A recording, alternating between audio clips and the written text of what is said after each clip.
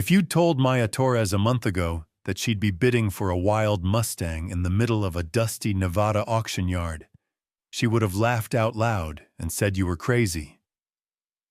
But desperation does strange things to a person, especially someone like Maya, 17 years old, stubborn as the high desert sun, and aching for a second chance that nobody around her seemed willing to offer.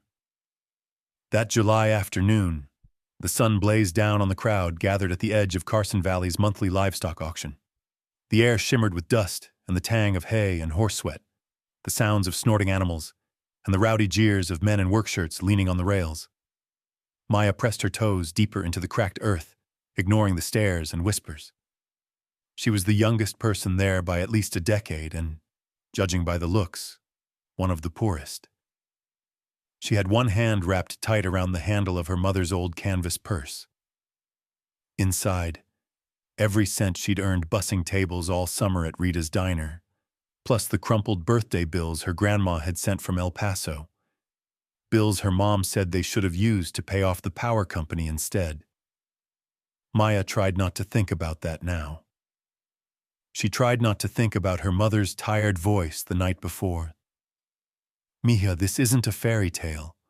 Those wild horses are dangerous, and we don't have money to waste on dreams.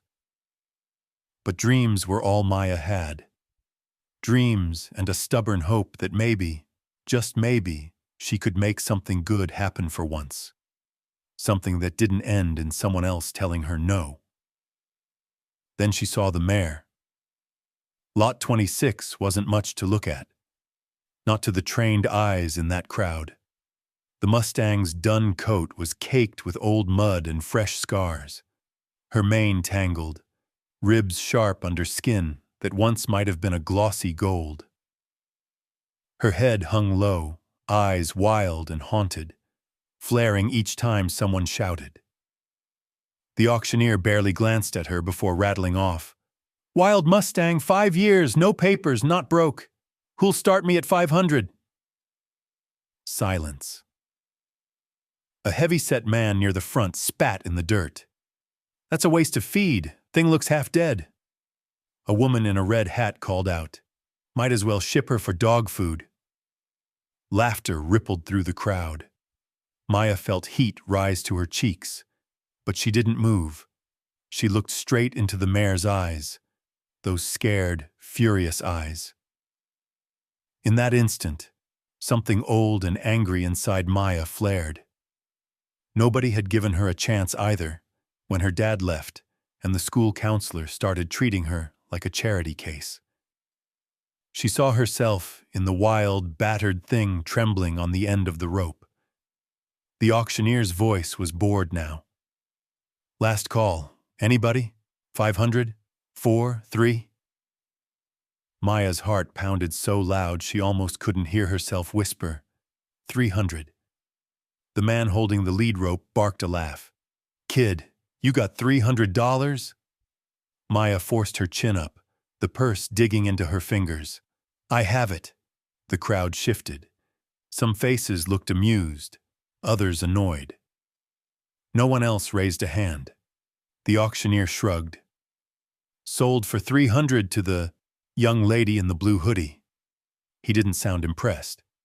Neither did the people muttering as she hurried to the office trailer, fumbling for her savings.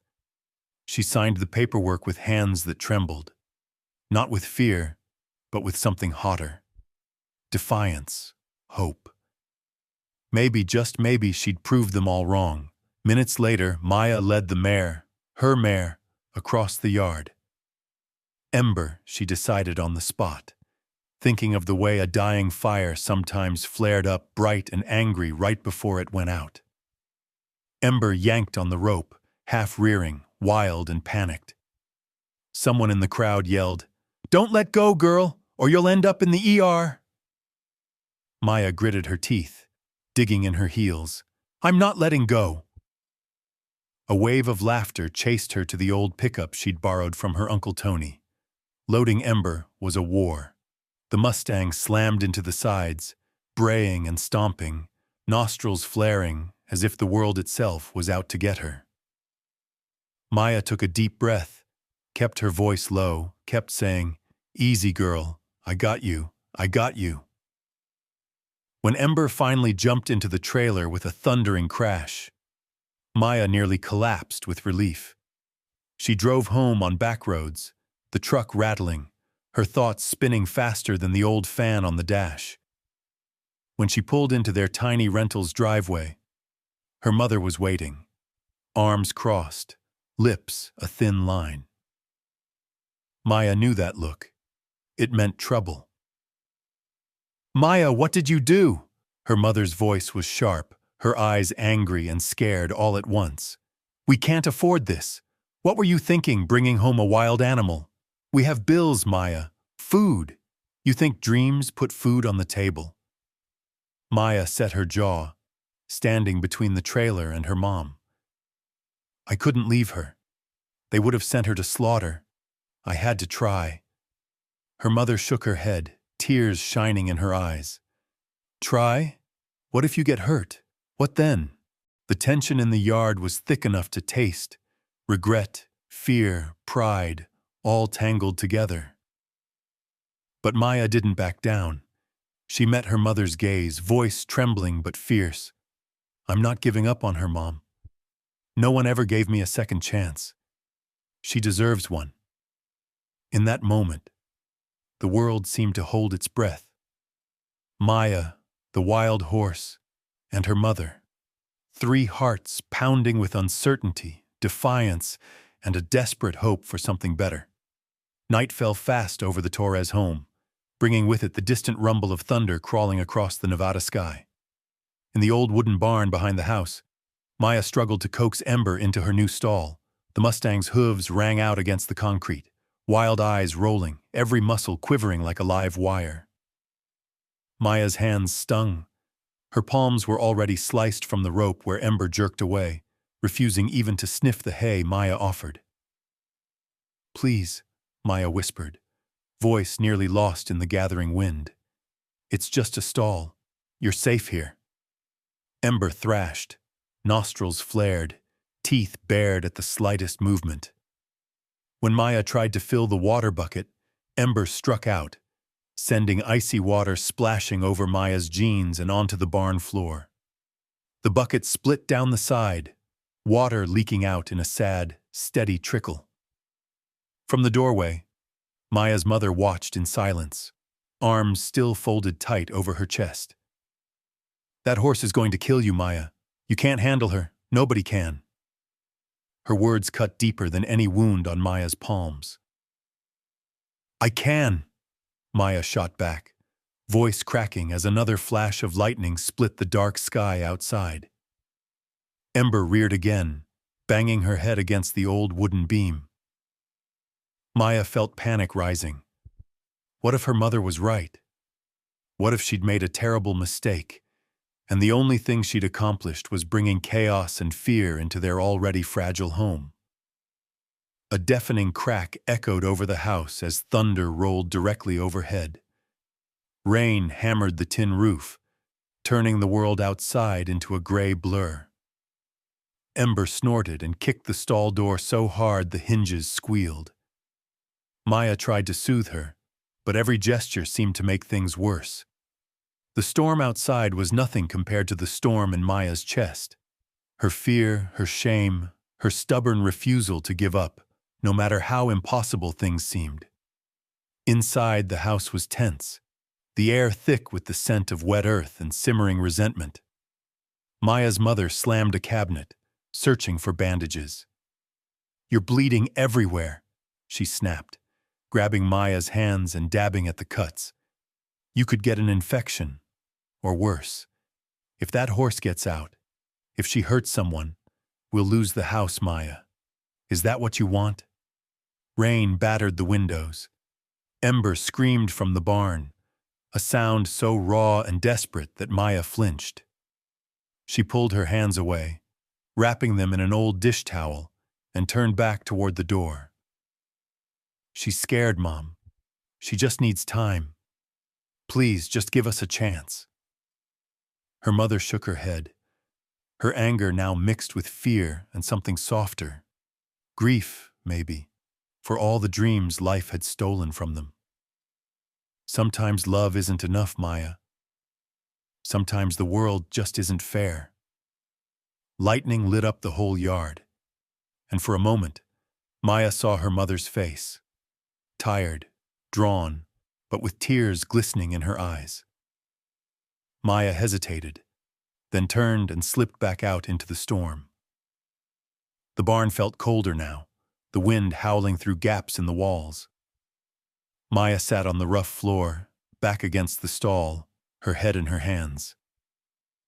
Ember paced inside, hooves scraping, eyes wild with fear each time thunder boomed. Maya didn't try to touch her this time. She just sat, whispering softly, letting Ember hear her voice over the storm. Time crawled by. Every crash of thunder, every flash of lightning, every snort and stamp from Ember made Maya's heart pound. She replayed every moment from the auction, every word her mother had said. Was she selfish, foolish? Was she dooming them both? At some point, exhaustion took over. Maya's head drooped, her breath fogged the cold air, and the storm raged on. Sometime past midnight, the wind shifted, rattling the barn door. Shatana, Maya startled awake just as a tremendous crash echoed from the back of the property. She jumped to her feet and ran outside, rain soaking her instantly. She saw it. One of the old corral fences had blown over, boards scattered across the mud. For a split second, panic seized her. What if Ember got loose? What if she ran off, was hit by a car, or lost in the desert? Maya sprinted back inside. Ember was still there, trembling, foam at her mouth, sides heaving from panic but still contained.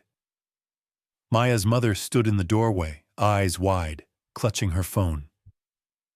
"Should we call animal control?" she whispered. For the first time, her voice shook, not with anger, but with real fear. "If she breaks out, we can't stop her." Maya shook her head. "She's still here. She stayed." Her voice was ragged, hope and terror mingling. "I won't let anything happen. I promise." The two of them stood in silence, the storm howling outside, mother and daughter united, if only for a moment, by their fear for the wild horse shivering in the dark. Dawn crept slow and pale over the hills. The worst of the storm had passed, but the damage lingered. Splintered boards, muddy tracks, a broken water bucket, and the heavy weight of everything Maya had risked. Ember stood in her stall, head hanging low, sides flecked with sweat. Maya, exhausted and aching, pressed her hand against the rough wood and whispered, "I'm not giving up, Ember. I swear I'm not." Her mother watched from the kitchen window, her face unreadable. As the first morning rays pierced the clouds, Maya made a silent vow. She'd find a way to help Ember, no matter what it cost. She'd fight through fear, doubt, and every storm that life threw at them. For the first time, she saw a glimmer of hope, small and fragile, but burning stubbornly bright. And outside, far off over the hills, thunder still rumbled, a distant promise that their struggle was only just beginning. The next few days felt endless, each one marked by exhaustion, tiny failures, and moments where hope flickered just long enough to be chased away again. Ember refused food, pacing her stall until the dirt was trampled into hard-packed mud. Each time Maya offered hay or fresh water, the Mustang turned her head, whites of her eyes showing, body coiled tight as a spring ready to snap. The memory of the thunderstorm haunted them both. Ember jumped at any loud noise, and Maya felt its echoes in her own heart, a storm of self-doubt and stubborn resolve. Maya spent hours in the barn, sitting just outside Ember's stall with her knees drawn to her chest. She read aloud from a battered library book about horse whisperers, the kind of people who claimed you could talk to a wild animal with nothing but patience and a gentle voice. She scribbled her failures and the smallest victories in a spiral-bound notebook. Tuesday. Ember ate one carrot, dropped the second, but didn't kick. Wednesday. Let me sit inside the stall, but stayed in the far corner. Progress.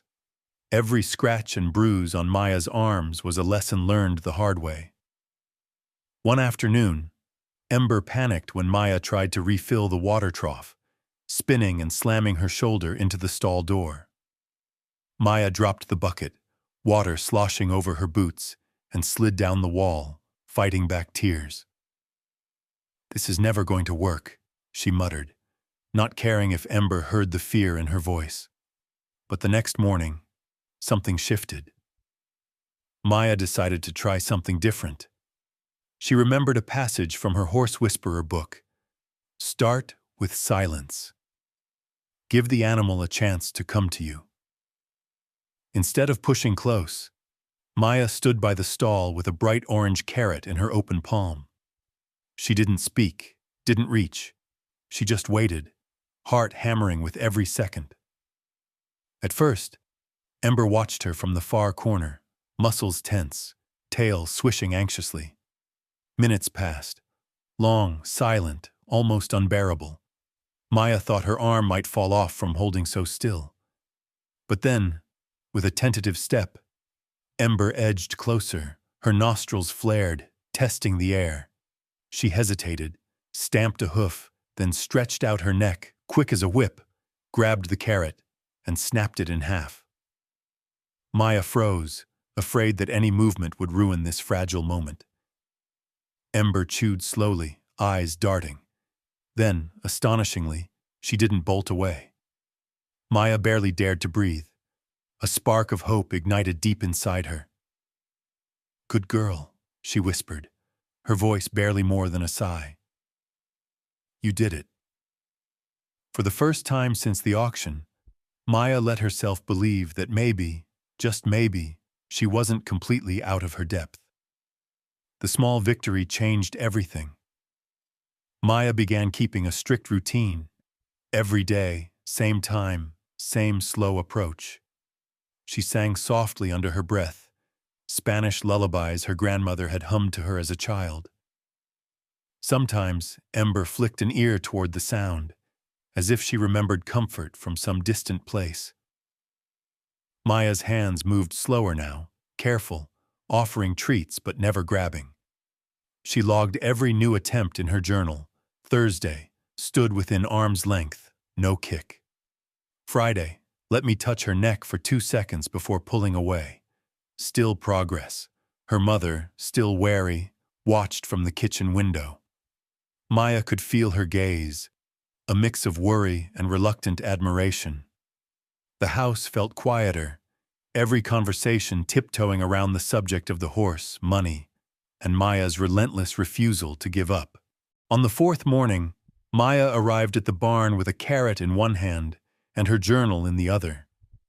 The air was crisp, sunlight catching on dust motes swirling through the open door. She settled onto a stool outside Ember's stall, reading aloud about another girl who'd rescued a wild Mustang years ago. How it took months of patience and 100 setbacks before the horse allowed a halter. Ember listened, or at least she didn't run. Encouraged, Maya stretched her hand into the stall, palm open, carrot ready. "You want it, don't you?" she murmured. "Come on, girl. Just one more step." With a shuddering breath, Ember stepped closer. Maya held her ground, heart in her throat. This time, when Ember took the carrot, her velvety nose brushed Maya's skin. Light as a whisper, gone in an instant, but unmistakable. Maya grinned, the taste of victory sweet and wild. As soon as school let out, Maya hurried home to jot every detail in her notebook. Saturday, Ember touched my hand. Didn't flinch, felt like magic. That night, unable to sleep, Maya flipped through her notes, rereading every line, every setback, and every success. She realized that progress didn't always come in leaps. It was 100 tiny steps, strung together over days and weeks, that built trust between a broken girl and a broken horse. By the end of the week, Maya's hands had stopped shaking when she entered the barn. She greeted Ember with the same soft greeting each morning, humming softly, moving slow. Ember still spooked at loud noises, but she let Maya brush her tangled mane, just for a moment, before stepping away. It wasn't a miracle, but it was real. Maya's mother, peering in from the doorway, finally broke her silence. "She's calmer," she admitted, voice grudging but not unkind. "I guess you're both tougher than you look." Maya laughed, brushing dirt from her jeans. "Maybe we are, Mom. Maybe we are." That evening, Maya sat at the edge of Ember's stall, humming softly, Ember standing close enough that Maya could see the faint gold flecks in her eyes. For the first time, the barn felt warm, the air humming with possibility. And as the sun dipped behind the hills, Maya promised herself she would keep going, no matter how many setbacks or sleepless nights it took. Because sometimes hope was built, one gentle touch at a time. Morning in Nevada was quiet, the kind of quiet that carried both comfort and caution. Dew hung heavy on the fences, and the barn roof shimmered with soft light as Maya tiptoed outside. The chaos of those first days had faded, replaced by a fragile calm as Maya and Ember began to build routines. Slow, gentle, deliberate. Maya started each day with the same greeting. "Good morning, Ember." Her voice was gentle, the words always the same, a ritual of reassurance. She moved with a new patience, humming low Spanish lullabies as she swept the barn aisle and checked the battered stall for any sharp edges or broken boards. Ember's eyes followed her, suspicious but less wild now, curiosity slowly beginning to outweigh fear. One morning, Maya carried her mother's old transistor radio to the barn. She let it play softly, the notes of an old country song mingling with her voice. She brushed Ember with a stiff brush, careful to avoid tender spots. Ember's ears flicked, and sometimes she stepped away, but more often now, she stood still. When Maya sang, Ember seemed to relax, head dropping, eyelids fluttering, as if recalling a time before pain and fear. Maya's mother watched all of this with silent skepticism. From the kitchen window or just inside the barn door, her face was always unreadable, arms crossed, lips pressed tight, eyes following every movement. She never said a word about Ember's progress, never offered praise, but Maya could feel the change. Her mother's anger had cooled into something quieter, less sharp. Some nights Maya would catch her mother watching as Maya lingered in the barn, singing softly while Ember ate. It was on one of those evenings that a new problem reared up. Hay was running out. Maya stared at the nearly empty bales stacked in the corner, doing the math in her head. There was barely enough to last the week, and Maya had spent all her savings at the auction. She chewed her lip, debating whether to ask her mother for help, but the memory of their last argument lingered. That night, as Maya brushed Ember in the fading light, she confided her worries aloud. "We're gonna figure this out, girl. You and me, we don't quit." Ember snorted softly, pressing her nose into Maya's arm in a rare show of trust. Maya decided to reach out to someone who might understand. She called Dr. Lee, the local vet, her voice shaky as she explained the situation. I want to do this right, but I'm running low on hay, and Ember still won't let me touch her hooves. I don't want to mess up." Dr. Lee's voice was kind and steady. "You're doing better than you think. Horses like Ember, they take time. Let her come to you, and if you need advice, you call me any time." She paused. "And don't worry about the hay. I'll ask around. Sometimes neighbors have extra." The next afternoon, just as the sun dipped low and shadows stretched long, Maya heard the crunch of tires on gravel. Mrs. Murphy, who lived at the end of the road, stepped out of her old pickup. In the bed were 2 bales of sweet-smelling alfalfa. "Heard you could use a little help," she said with a wry grin, waving away Maya's stammered thanks. "You can pay me back with a story or two about that wild girl in your barn." For the first time in weeks, Maya felt the knot in her chest loosen a little. She stacked the hay with a sense of relief and gratitude that made her eyes sting. With Ember's food secured for now, Maya could focus on the small, daily victories. Each evening, she groomed Ember, starting with the mare's neck and working slowly toward her back and flanks. Sometimes Ember tensed, but Maya kept her touch feather-light, singing all the while. When Ember allowed the brush along her back without shying, Maya logged it in her journal. Monday, brushed her whole side. She only flinched twice. Maya also started spending quiet time just sitting in the barn, reading aloud from her notebook or the Horse Whisperer book, letting Ember grow used to her presence. She spoke softly, even when she was just reading stories about faraway ranches and wild horses running free. At first, Ember ignored her, but after a few days, the mare would sometimes stand nearby, listening, her breath slow and even.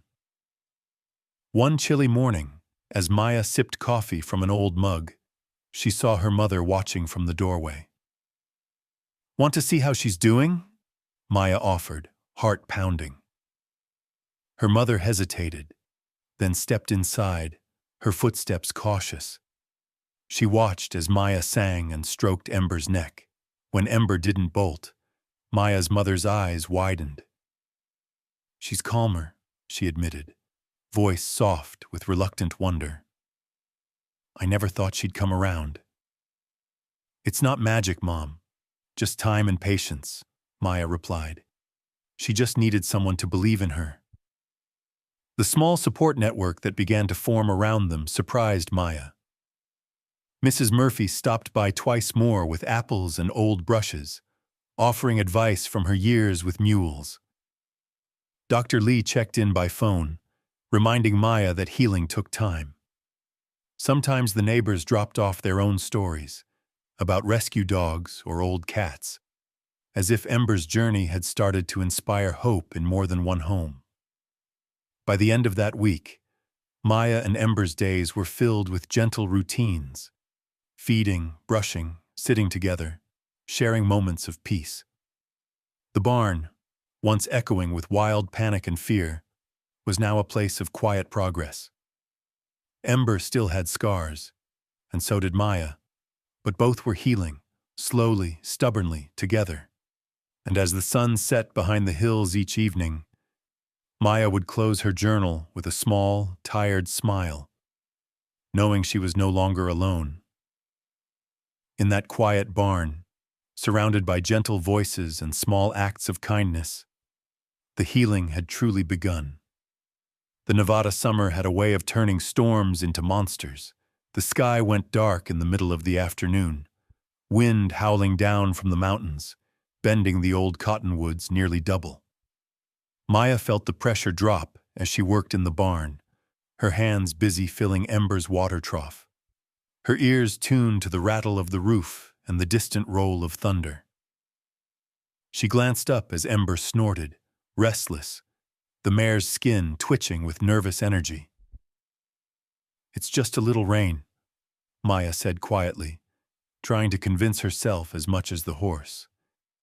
She'd grown used to Ember's moods, how storms left her unsettled, old fears rising up like ghosts in the wind. But this storm was different. The rain started with a sudden, punishing fury, hammering the barn roof so loud Maya had to shout to calm Ember. Lightning split the sky. Ember's eyes went wild, her whole body trembling as if the past, the roundup, the auction, all the fear, was closing in again. Then, with a crash, the lights in the barn flickered out. Maya's heart stuttered. She grabbed her flashlight, panic edging her voice. "Easy, girl. It's okay. I'm right here." Outside, the wind howled so loud that Maya barely heard the next sound, a dull, heavy crack. She ran to the window and saw it immediately. The back fence, weakened from years of sun and neglect, had finally given way. The boards lay scattered, some tangled in tall weeds, leaving a gap big enough for a horse to run free. A chill of fear cut through Maya, sharper than the cold rain. She spun back to Ember, who was already circling the stall, nostrils flaring. "No, no, no!" Maya fumbled with the latch, her mind racing. If Ember bolted, anything could happen. The desert stretched for miles, barbed wire, busy roads, wild animals. Maya pictured Ember lost or worse, lying hurt somewhere in the dark. A sudden gust slammed the stall door. Ember whinnied, reared up, and with a burst of strength Maya had never seen, crashed through the half-closed gate. For a split second, the two locked eyes. Maya's pleading, Ember's panicked and wild. Then the mare turned and bolted out into the storm. "No!" Maya shouted, sprinting after her, slipping in the mud, her boots sinking with every step. Rain blinded her. Thunder shook the earth. She could barely see the shape of Ember, already a shadow racing through the broken fence out toward the open road. "Maya!" Her mother's voice cut through the storm, frantic, terrified. She ran outside, grabbing Maya's arm before she could chase after Ember barefoot and wild. "You can't go alone. We have to think. She could be anywhere." For a second, Maya wanted to scream, to blame herself, to crumble with fear and regret, but she forced herself to breathe. "We have to find her. If she gets to the road, Mom, please." Her mother hesitated, fear clear in her eyes, but then she nodded, jaw set. "Get in the truck. We'll look together." They drove slowly, hazard lights flashing, scanning every shadow and puddle for movement. Maya leaned out the window, shouting Ember's name over and over, her voice hoarse and desperate. The rain was relentless, the world reduced to silver streaks and flashes of lightning. Every time they reached a crossroad or a break in the wire, Maya's heart leapt with dread. Then, near the edge of their property, Maya spotted something, a dark, tangled shape near the ditch. She jumped out of the truck before it had fully stopped, slipping down the muddy embankment, her mother right behind her. "Ember!" Maya slid in the muck, knees bruised, hands searching. There, half hidden by wet sage and broken wire, was Ember. The mare was tangled, one back leg caught in a coil of barbed wire, her breathing ragged, flanks streaked with blood and mud. She kicked and struggled at their approach, eyes rolling with pain and terror. Maya's mother caught her arm. "Wait! She'll hurt herself more if you rush." Maya nodded, swallowing back panic. She kept her voice low, steady, singing one of the old lullabies, the same tune she'd sung every night in the barn. The storm still raged around them, but Maya's focus narrowed to the horse in front of her. "It's okay, Ember. I'm here, you're not alone." Slowly, Maya moved closer, her hands shaking but gentle. Ember stilled, sweat and rain streaking her sides, every muscle trembling. Maya eased her jacket off and draped it over Ember's neck, whispering comfort as her mother, hands steady despite her fear, worked to untangle the wire. They moved with desperate care, each cut of the wire matched with a quiet word, a soft touch. Maya's hands were slick with blood, but she didn't stop. After what felt like forever, Ember was free. She tried to stand but slipped, exhausted and in pain. Maya and her mother pressed close, guiding her, coaxing her back up the embankment, one shaky step at a time. They made it to the truck, soaking wet, covered in mud and scratches.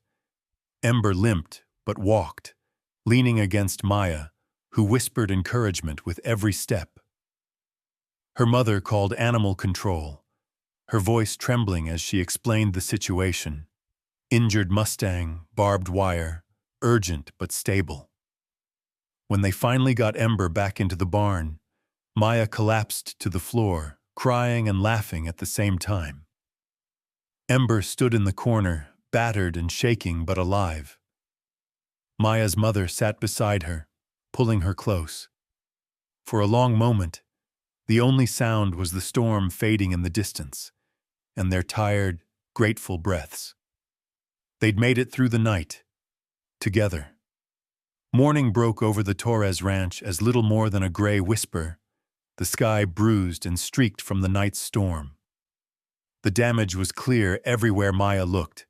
Boards torn down, muddy ruts gouged in the driveway, and puddles reflecting a world turned upside down.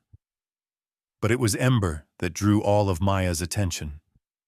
The mare stood in the center of her stall, one leg wrapped in a blood-streaked bandage, sides heaving with every breath, eyes dull from exhaustion and pain. Maya barely remembered sleeping. She'd spent half the night huddled by Ember's side, whispering promises, soft, frantic, determined, that everything would be okay. She wasn't sure whom she was trying to comfort more, the Mustang or herself. Every so often, her mother would come in, wordlessly checking Ember's wound or squeezing Maya's shoulder before slipping back to the kitchen to brew more coffee. By sunrise, the old roles in the Torres family had begun to shift. It was Maya's mother who rose first, tying her dark hair back, rummaging for the first aid kit. She didn't ask permission. She just came into the barn, crouched by Ember's trembling flank, and got to work. Her hands, usually so cautious, moved with a nurse's precision, gently cleaning away the dried blood, inspecting the ugly gash left by the barbed wire, and rewrapping the leg with fresh gauze. Maya watched, holding her breath. You know what you're doing," she whispered. Her mother didn't look up. "Your grandfather had horses. When I was little. I remember more than I thought." She finished tying the bandage and glanced at Maya, her expression softening just a little. "You did good last night. But you can't do everything alone, not with horses, not with anything." It wasn't exactly forgiveness, but it was something close. Maya felt a rush of gratitude so sharp it hurt. She helped her mother mix up grain and pain medicine, holding Ember steady while her mother worked. It was awkward at first, their hands bumping, both stubbornly silent. But as the sun crept higher and the barn warmed, the rhythm between them settled into something like teamwork. Dr. Lee arrived later that morning, her pickup splashing through the leftover mud. She moved quickly, checking Ember's vital signs, peering at the leg, murmuring comfort in a voice that soothed both horse and humans alike. "She's tough," the vet said at last, wiping her brow. "Most would have panicked worse. You did right keeping her calm. She's going to need rest, and you'll need to keep that wound clean. I'll leave some ointment and I'll check in every few days, but I think she's got a good chance." A breath Maya didn't realize she'd been holding finally escaped. Her mother squeezed her hand, gentle, fleeting, but full of meaning. For the first time in weeks, Maya felt the icy tension between them beginning to thaw. That afternoon, Maya and her mother worked side by side to repair the storm's damage. They collected the shattered boards, reset the fence posts, and hammered new nails into weathered wood. Sweat dripped down Maya's back, her muscles aching, but she didn't mind. There was something healing about the physical labor, about building something strong together after so many weeks spent fighting fear and doubt alone. As they worked, Maya's mother talked more than she had in months. She told stories of her childhood, about riding old trail horses at her grandparents' place in Texas, about falling and getting up again, about the hard lessons learned from animals and stubborn family. For the first time, Maya realized just how much her mother had buried, how much she'd lost when life forced her to trade horses for hard jobs and worry. Later, when the sun dropped behind the hills and the repairs were finally finished, the two of them stood by the barn, surveying their handiwork. The yard was still muddy, the boards didn't match perfectly, but the fences were whole again. Ember watched them quietly from her stall, the wounded leg lifted, but her eyes brighter now, almost curious. "You know," Maya's mother said, wiping her hands on her jeans, "I think she likes you. But I think she's starting to trust me too." She stepped forward, reaching a hand over the stall door. For a tense moment, nobody breathed. Then Ember, trembling, lowered her head and let Maya's mother gently stroke her forehead. Maya's heart soared. It was such a small gesture, but it meant everything. The weeks of struggle and storm and fear had built to this, a silent, powerful sign of trust, not just from Ember, but between mother and daughter too. That night, the house felt lighter. Dinner was a little warmer, the laughter less forced. Maya and her mother made a list of everything Ember would need for recovery: fresh bandages, better feed, a new bucket for water. Together they called Mrs. Murphy to ask for help hauling hay, and Dr. Lee to schedule follow-up visits. For the first time since Maya had brought Ember home, the work didn't fall on her shoulders alone. Before bed, Maya crept back out to the barn, a lantern in one hand and an apple in the other. Ember greeted her with a soft whicker, ears pricked. Maya leaned on the stall door, feeling the warmth of the summer night, the quiet breathing of the horse, and the new closeness with her mother. She brushed Ember's tangled mane and whispered, "We made it through, didn't we?" In the hush of the barn, Ember pressed her nose to Maya's palm, a promise unspoken but understood. As long as they had each other, no storm could break them. Dawn in Nevada had always come with a quiet sense of promise, but this morning, Maya could feel something different in the air, an excitement that made her pulse skip. It had been weeks since the storm and the long night that changed everything, and now routines around the ranch had settled into a gentle pattern of healing and hard work. Ember's wounds had closed over, leaving only pink scars and a slight limp that faded with each passing day. Maya's hands had learned every curve of the Mustang's neck, every twitch of her ears, every signal in the language of hope and patience. But this morning, the barn held a different kind of energy. Maya had woken before sunrise, nerves fluttering in her stomach, and tiptoed past her mother, still asleep at the kitchen table. Today was the day. She whispered it aloud as she pulled on her worn jeans and buttoned her favorite shirt. Today was the day she would try something that, even weeks ago, had seemed impossible. Today, she was going to ride Ember for the first time. She paused at the barn door, taking a steadying breath, feeling the desert's cool air swirl around her. In her hands, she held an old saddle, cleaned and oiled the night before, and a bridle Dr. Lee had helped her repair with borrowed leather straps. Maya moved slowly, making sure every step was calm and predictable.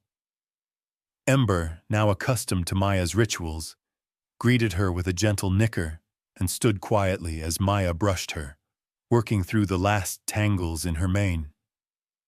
Maya spoke softly as she worked, more for her own nerves than Ember's. "We've come a long way, girl. You ready for a new adventure?" Ember flicked an ear but didn't flinch as Maya gently slid the saddle pad onto her back. For a moment, Maya's hands trembled. She took a breath, steadied herself, and eased the saddle onto Ember's back. The mare stiffened, muscles tense, but Maya waited, humming quietly, letting Ember feel the weight, letting her settle. Outside, the first rays of sunlight touched the ranch, gold and warm. Maya's mother stepped into the barn, eyes wide with worry and pride. She leaned against the doorframe, not interrupting, just watching as Maya checked every buckle and strap twice. "If you're going to do this," her mother finally said, "do it slow. And if it feels wrong, you stop. Promise?" "I promise," Maya said, her voice steady. Word must have spread faster than she expected, because by the time Maya led Ember out into the paddock, a few neighbors had gathered by the fence. Mrs. Murphy with her thermos of coffee, Dr. Lee in her coveralls. Even some of the men who had laughed at the auction now stood quietly, their expressions cautious, curious. The morning air hummed with the sound of birds and the low murmur of voices. Maya walked Ember in circles, letting her feel the weight of the saddle, waiting for any sign of panic. She kept her voice low and even, humming softly, never rushing. Ember tossed her head once, then stilled, her breathing slow and deep. Maya glanced at her mother, who nodded, silent encouragement in her eyes. The moment came. Maya slipped her boot into the stirrup, heart hammering, and swung up onto Ember's back. For an instant, everything was still. Ember shifted, tense, but Maya stayed light in the saddle, hands gentle, body loose. "It's okay, girl. I'm right here." Ember took one careful step, then another.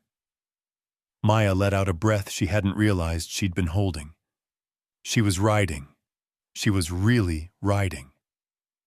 The paddock was silent, except for the soft sound of hooves and the whispers of awe that rippled through the onlookers. Mrs. Murphy wiped a tear from her cheek. Dr. Lee grinned, giving Maya a thumbs up.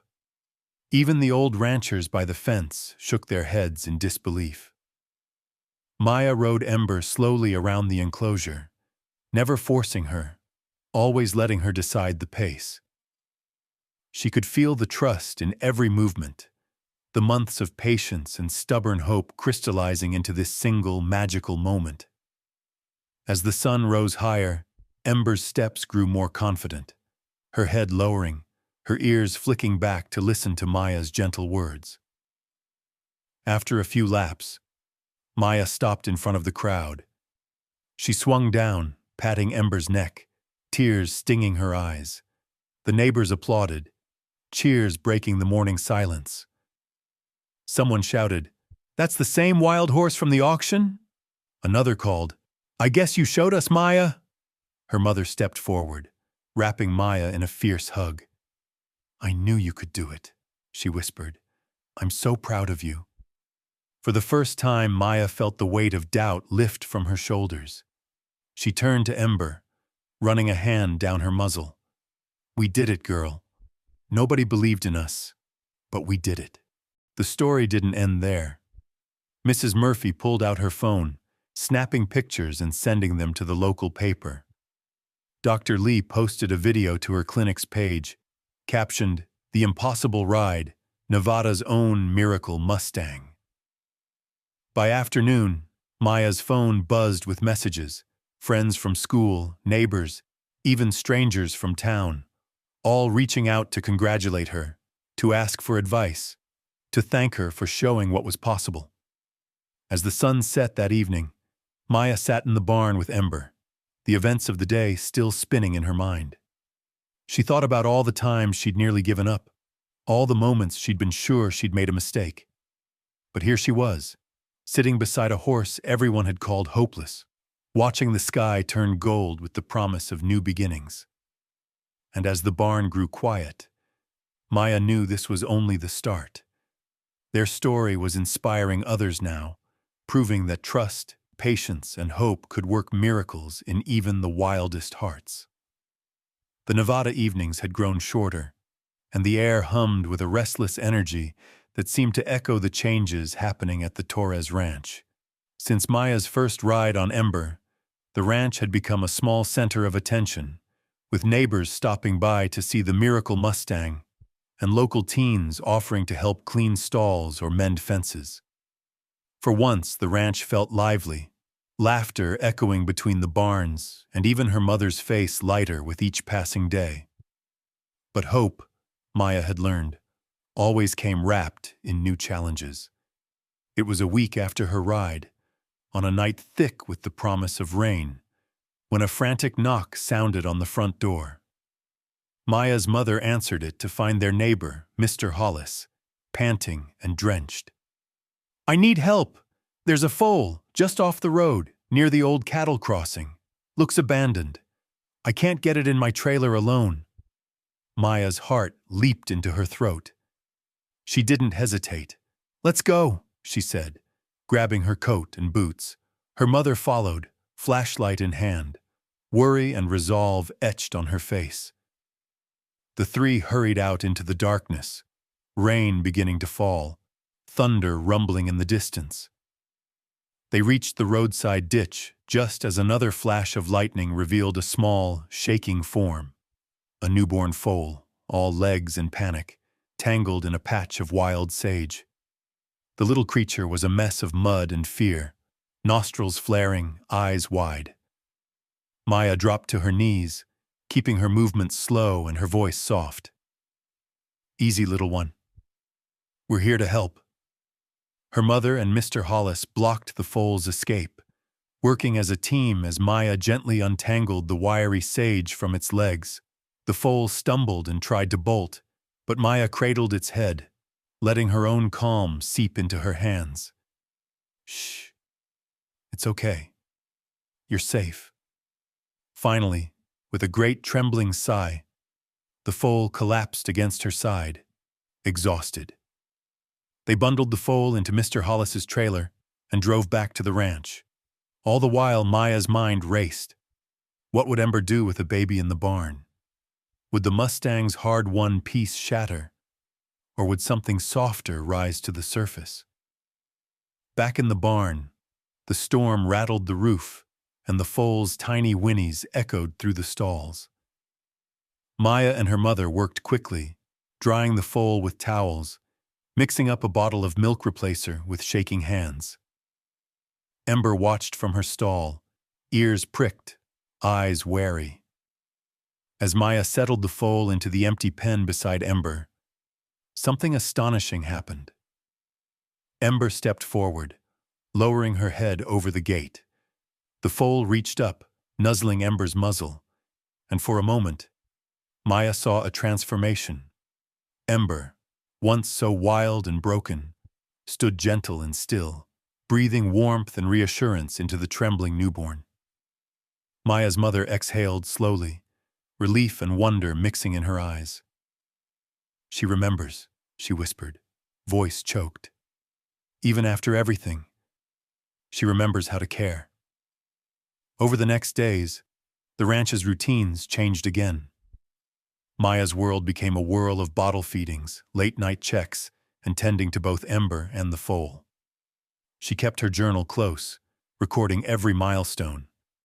Tuesday, foal took a bottle. Wednesday, Ember stood guard while I changed the bedding. Thursday, they napped together in the sun. The vet, Dr. Lee, stopped by often, bringing supplies and quiet encouragement. "You're building something special here, Maya. Community matters, especially in hard times." With her help and the support of neighbors, the foal began to thrive. Maya named her Hope, a nod to the feeling that seemed to grow stronger in the barn each day. Word of the rescue spread quickly. People who'd once scoffed at Maya's stubbornness now dropped by to help, bringing bales of hay, old horse blankets, even bags of carrots for Ember. The barn buzzed with new life, filled with stories and laughter, a far cry from the loneliness that had haunted it at the summer's start.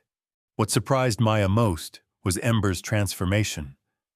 Once, the Mustang would bolt at the sound of strangers or cower from sudden movement. Now she stayed close whenever Maya worked with the foal, snorting softly, sometimes even nuzzling Hope as if she'd always belonged. The sight of Ember and Hope, standing nose to nose in the golden afternoon light, became a symbol for everyone who visited, a reminder that healing was possible, that broken things could mend, and that even the wildest among us could choose kindness. On a stormy Saturday evening, a group of neighbors gathered at the barn, sheltering from the rain. Maya watched as kids fed the foal. Her mother poured coffee for the adults, and even Ember allowed herself to be petted by a little girl with bright red boots. Mrs. Murphy snapped a photo, grinning. "Never seen anything like it," she said. "Maya, you started something good here." Later, as the barn emptied out and the rain eased, Maya sat on a bale of hay, cradling her journal, exhaustion and happiness warring in her chest. Her mother sat beside her, slipping an arm around Maya's shoulders. "I used to think second chances were for people who made mistakes," she said quietly.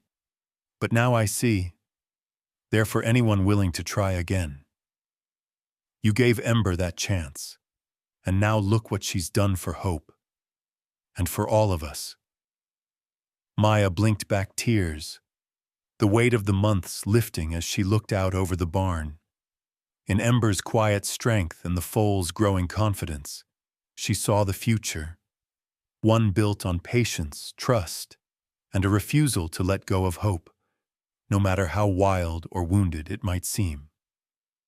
As she closed her journal for the night, Maya whispered a silent promise. She'd keep fighting for every lost and frightened soul that found its way to her barn. Because kindness could change everything, and every new beginning started with a single act of courage. The world seemed to expand around Maya in the weeks that followed Hope's rescue. The barn, once silent and haunted by struggle, had become a place of laughter and community, a hub for those drawn by the story of Ember, the wild Mustang who'd become a symbol of second chances. Strangers and friends alike came by to help muck stalls, stack hay, or just to sit and watch the horses graze in the late afternoon sun. What amazed Maya most was how natural it all began to feel. She was no longer just the stubborn girl who'd bid on a battered Mustang at an auction. She'd become a leader, someone people turned to for advice, encouragement, and hope. The days blurred into a rhythm of chores and connection. Volunteers arrived early, sharing stories over mugs of coffee, while Maya guided them through Ember's feeding routine or taught the younger kids how to brush Hope without scaring her. The little foal, once a fragile bundle of nerves, now bounced along the fence line, always under Ember's watchful eye. Maya's journal, once a record of small, hard-won victories, was now filled with new voices and lessons. Monday, taught Abby how to hold a lead rope. Wednesday, Mr. Hollis fixed the water trough, brought donuts for everyone. Friday, Hope let 3 different people touch her nose. Ember didn't even flinch. As word of the ranch's transformation spread, invitations started to trickle in. First came a call from Mrs. Ellis, the principal at the local high school. "Maya, would you be willing to speak to the animal science class? I think a lot of kids could learn from your experience." The thought made Maya's stomach twist with nerves, but she agreed, determined not to let fear hold her back. A week later, she stood in front of 20 students, some eager, some skeptical, all listening as she described the journey from the auction yard to the wild night Ember ran loose, to the miracle of trust earned 1 carrot and lullaby at a time. Her voice shook at first, but as she talked about setbacks and small triumphs, she saw heads nodding, eyes widening. When she finished, the teacher led a round of applause. A girl in the front row raised her hand, her voice quiet. "How do you know when not to give up?" Maya thought about the long nights, the broken fences, the ache in her hands and heart. "You don't always know," she answered honestly. "But sometimes you just decide to keep trying, even when it's hard, especially then." Afterward, students crowded around, asking questions, some sharing their own stories of stubborn pets or family struggles. Maya wrote about it in her journal that night, her pride mixing with a bittersweet sense of responsibility. A few days later, another invitation arrived, this time from the director of the community center. Would Maya come speak at their monthly meeting? A lot of families around here are struggling, the director said. Your story gives people hope. The nerves came back, but so did the determination. This time, Maya brought her mother with her. Together, they stood in front of an audience of parents, kids, and older ranchers who'd seen more storms than Maya could imagine. She told the story from the beginning. The auction, the doubts, the storms and setbacks. Her mother spoke too, admitting how scared and angry she'd been at first. How much she'd worried for Maya, for their family, and even for the wild horse she'd believed was too broken to save. It was the first time Maya had heard her mother talk so openly, her words raw and honest. I thought I was protecting Maya by asking her to give up, she said, voice trembling. But I see now, sometimes protecting someone means letting them fight for what they believe in. The community center filled with applause, and afterward, a line formed of people wanting to shake their hands, to ask for advice, to offer help. One man told Maya that his own daughter had started volunteering at the animal shelter after hearing Ember's story. Another woman said she'd found the courage to leave a job that had made her miserable for years. Back at the ranch, life buzzed with new energy. The barn was never empty. Volunteers came by in the afternoons, eager to help, drawn by the story that had taken root in the hearts of so many. Ember and Hope became mascots of resilience. Kids painted signs for the fence. Second chances start here. Dr. Lee helped organize a weekend clinic, teaching first aid and gentle animal handling, with Ember and Hope as patient, living examples. Maya and her mother often sat together in the quiet of the evening, watching the sun set behind the distant hills. They talked about the changes, the barn full of voices, the ranch alive with hope, and the quiet healing that had worked its way through their family.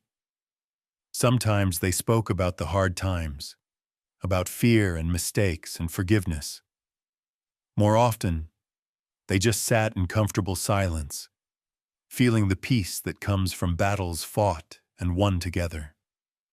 One night, as they watched Hope gallop in clumsy circles and Ember graze contentedly nearby, Maya turned to her mother. "You ever think all this would come from that old auction?" she asked, smiling. Her mother shook her head, her eyes soft with wonder. "Not in a million years," she said. "But I'm glad you believed. I'm glad you didn't let me give up either." Maya felt a quiet pride settle in her chest. A pride that came not just from saving a horse, but from finding a purpose, building a community, and learning the power of refusing to quit, no matter how hard the road became. And as the stars began to appear in the vast Nevada sky, Maya made a promise to herself and to every soul that found their way to her barn. Second chances were just the beginning. Together, they would build something lasting, something that could weather any storm. As summer melted into fall, the sun cast a golden light across the fields, and every morning seemed to promise a new beginning. The Torres Ranch, once a quiet, uncertain place on the edge of Carson Valley, now pulsed with life and purpose. There was never a quiet morning anymore. Someone was always at the barn, calling for Maya, dropping off hay, or leading a child up to meet Ember and Hope. Word of the ranch had spread far beyond their little town. A local journalist wrote a feature about the girl who wouldn't give up, and the story traveled across the state, picked up by animal rescue websites and community blogs. Even a radio host called for an interview, her warm voice making Maya laugh as she tried to sum up the journey in just a few sentences. But what stayed with Maya, more than any headline or handshake, were the small, daily moments. The gentle nudge of Ember's nose each morning, the way Hope would trot alongside the fence to greet every new visitor, the sound of laughter rising from the barn as neighbors, friends, and strangers turned family worked together to build something beautiful out of what once had been broken. Maya kept her promise, logging every lesson learned in her battered journal. She filled pages with gratitude and humility, cataloging not just the victories, but the failures too. The days when Ember refused to come near, the times she snapped at her mother in frustration, the heartbreak of seeing new scars on the Mustang's body and old ones in her own heart. Through it all, she learned that healing wasn't a straight line. It was a series of stumbles and recoveries, setbacks and leaps forward, a slow, sometimes painful journey that only made the triumphs sweeter. One afternoon, Maya was invited to speak at the regional youth conference, a gathering for teens from ranch towns all across northern Nevada. The theme was strength and redemption, and as Maya stood backstage waiting for her turn, she felt nerves curl in her stomach. Her hands shook a little, but she remembered Ember's first touch, the softness of Hope's coat, her mother's hand squeezing hers in the darkest night.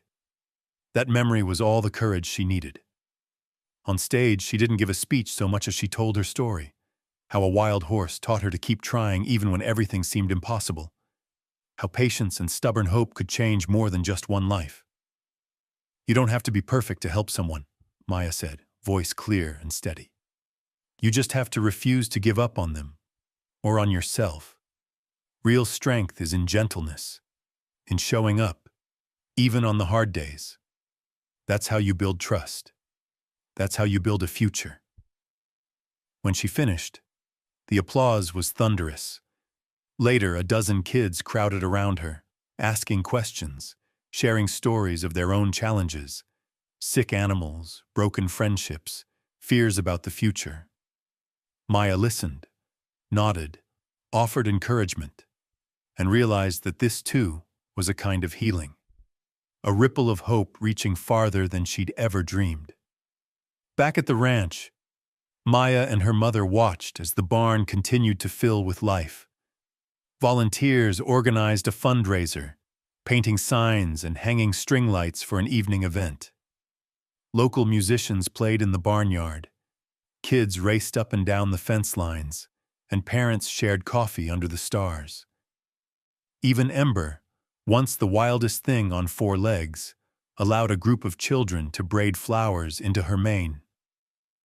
Hope, all legs and energy, galloped in wide circles, her freedom a living testament to everything Maya had worked for.